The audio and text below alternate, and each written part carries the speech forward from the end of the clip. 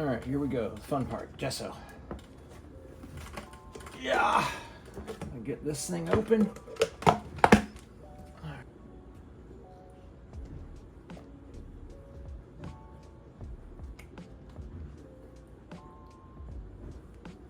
That's plenty for the stuff that I'm working on right now.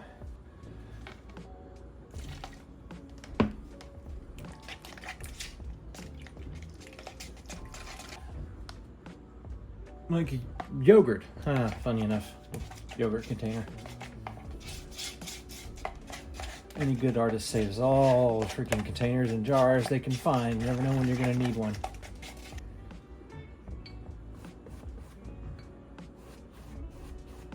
Just kind of dampen, just very lightly, not a lot of water.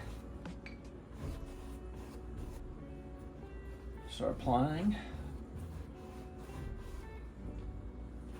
It takes many coats.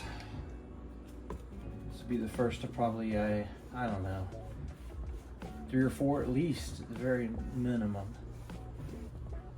Let it soak in. This very first one is easiest to not screw anything up. Quite frankly, gesso is very hard to screw up in general. You can always sand after it's dry.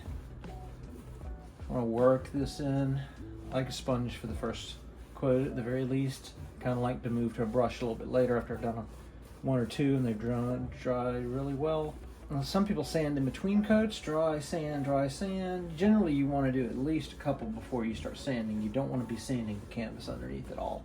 You only want to be sanding gesso if you're going to sand. Now, I like a rough canvas, so you know, I don't always sand. You want this first one to really just saturate the top. And I'm going to do the same thing to the sides after this. Probably going to let the top dry first, just because I think it's easier to have the top dry before I start putting anything on the sides for the first time. Just literally don't want to get gesso all over my hand.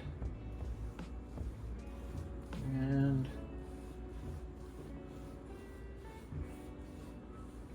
yeah, that looks good. Okay, it's been a couple hours.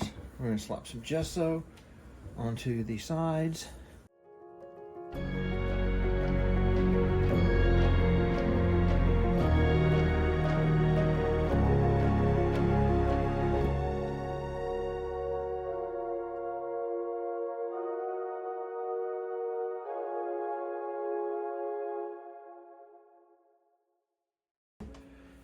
And we're going to go ahead and hit the top again.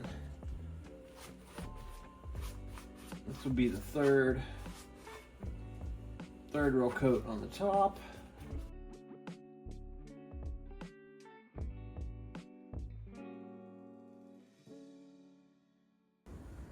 That looks perfect.